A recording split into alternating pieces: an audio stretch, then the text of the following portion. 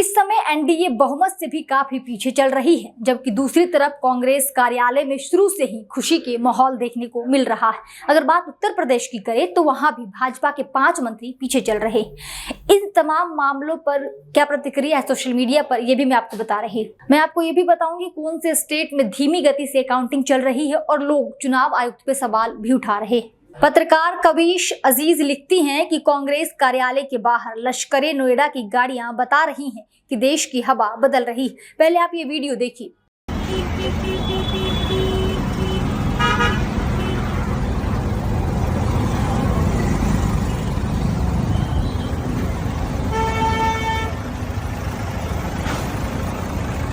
वहीं पत्रकार निगार परवीन भी लिखती हैं कि कांग्रेस दफ्तर के बाहर मीडिया का जमावड़ा बता रहा है कि किसकी सरकार बन रही है। शकील अख्तर लिखते हैं कि मोदी का जादू उतर गया, राहुल का जादू चल गया, अखिलेश नए करिश्माई नेता बने और योगी का भविष्य दांव पर लग गया। राजेश शाहू लिखते हैं कि अखिलेश परिवार से कुल 5 लोग चुनाव में उतरे हैं। कन्नौज से अखिलेश, मैनपुरी से डिंपल, फिरोजाबाद से अक्षय, आजमगढ़ से धर्मेंद्र यादव, ये 4 लोग अपनी अपनी सीटों पर 50,000 वोटों से ज्यादा बढ़त बनाए हुए।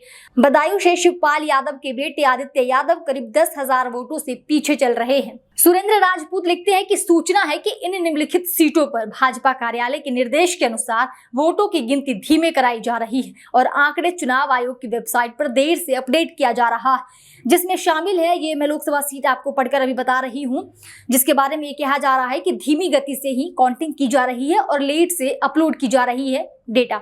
तो बहराइच, बदायूं, अलीगढ़, बांदा, बरेली, चंदौली, देवरिया, डुमरियागंज, एटा, अयोध्या, फर्रुखाबाद, फतेहपुर, घोसी, गाजीपुर, गोरखपुर, जौनपुर, कैराना लोग सवाल उठा रहे हैं कि इलेक्शन कमीशन कृपया इस पर जवाब दे। यदि किसी के भी निर्देश पर किसी भी प्रकार की बेईमानी करवाने का नाम पात्र का ख्याल भी हो तो उसे तत्काल त्याग दे। निष्पक्ष चुनाव लोकतंत्र की जरूरत है और आप अधिकारियों को संविधान की शपथ का पालन की आवश्यकता भी। शरद शर्मा लिखते हैं कि उत्तर प्रदेश से बीजेपी को जोर का झटका लगा है। उत्तर प्रदेश की 80 सीटों में 43 सीटों पर इंडिया गठबंधन आगे चल रहा है, जबकि एनडीए 36 सीटों पर आगे चल रहा है। रायबरेली से राहुल गांधी 1.34 लाख वोटों से आगे चल रहे हैं, जबकि स्मृति ईरानी 47,000 वोटों से पीछे चल रही हैं। कांग्रेस उम्मीदवार आगे हैं। पत्रकार अभिनव पांडे लिख रहे हैं, सभी एग्जिट पोल भयंकर गलत हो रहे हैं। बीजेपी अकेले 240 सीट पार नहीं कर पा रही। विकास भंसल लिख रहे हैं, चंडीगढ़ ब्रेकिंग, समय 11:40 तक के रुझान,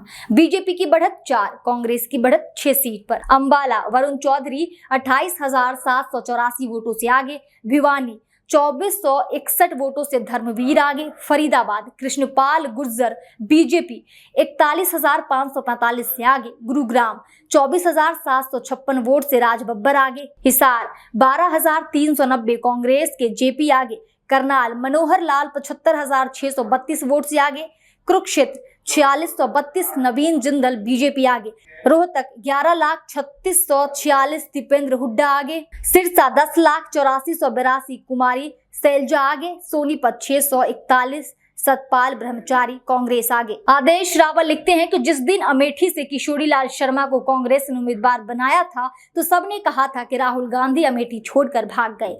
मैंने उस दिन भी लिखा था और आज भी लिख रहा हूं, यह सोची समझ रणनीति थी। गांधी परिवार यह दिखाना चाहता था कि हमारे एक छोटे से कार्यकर्ता ने स्मृति ईरानी को हरा दिया। आज वही हुआ। अब्दुल रहमान लिखते हैं कि कांटे की टक्कर दिख रही है। टीवी वाले एनडीए को एक फिक्स संख्या दिखाकर उसी पर रोक कर रखे हैं। इंडिया गठबंधन के मुख्य दलों को चाहिए कि काउंटिंग सेंटर पर कड़ी नजर रखें, एक एक कागज का मिलान करें, जब तक रिजल्ट घोषित न हो जाए वहां से नहीं हटे, पैसे जमा करके वीवीपैट की काउंटिंग करवाए, पार्टी मुख्यालय में बैठकर अपनी सभी प्रतिनिधि से बात करें, सभी सहयोगी दलों से बात करें, जो लोग मजबूरी में एनडीए में हैं उनसे बात करें, अति सक्रिय होकर सरकार बनाने की तैयारी करें। काउंटिंग से जुड़ी हर अपडेट के लिए बने रहिए दी कंट्राप के साथ।